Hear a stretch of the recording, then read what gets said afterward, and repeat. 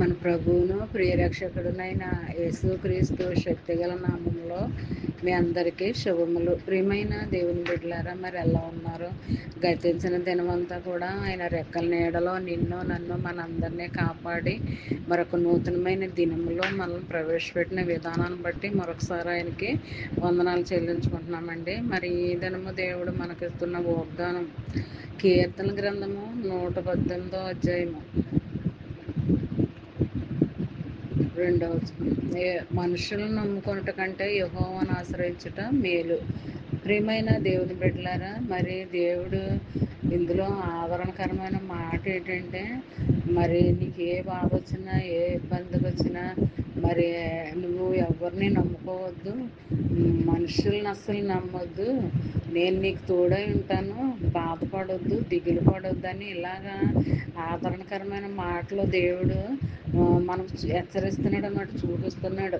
మరి ఎప్పుడు కూడా ఎన్ని శ్రమలు వచ్చినా ఇబ్బందులు వచ్చినా బాధలు కలిగిన మనుషులు అనేవాళ్ళు ఎవ్వరు కూడా నీ దగ్గరికి రారు, నీ అవసరాలు తీర్చరు.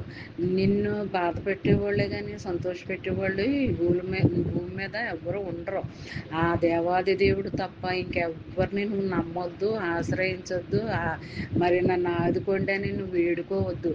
ఆ దేవాది దేవుని ఒక్కడిని మాత్రం ధ్యానించుకుంటూ మరి ఆరాధిస్తూ ఉన్నట్లయితే మరి దేవుడు నిన్ను మరి ఎన్నో రెట్ల ఆశీర్వాదాలతో ఆశీర్వదిస్తాడనమాట. మరి ఆయన నమ్ముకోవడమే మేలు, మరి అంతేగాని మనుషుల్ని ఆశ్రయించకూడదు అనమాట అండి. మరి చిన్న వాగ్దానం మైండ్లో పెట్టుకుని ధ్యానించుకుంటూ ఆ దినమంతా నువ్వు ఉన్నట్లయితే నీకు రావాల్సిన దీవెన ఆశీర్వాదాలు దేవుడు మెండుగా నీకు అనుగ్రహిస్తాడనమాట అండి.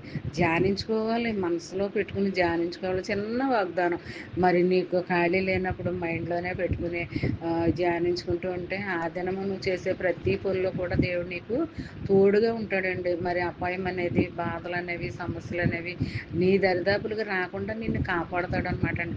నువ్వు చేసే ప్రయత్నంలో ఏదైనా సరే, అది ఉద్యోగమైనా వ్యాపారమైనా, అది నీకు తోడుగా ఉంటుంది అనమాట అండి.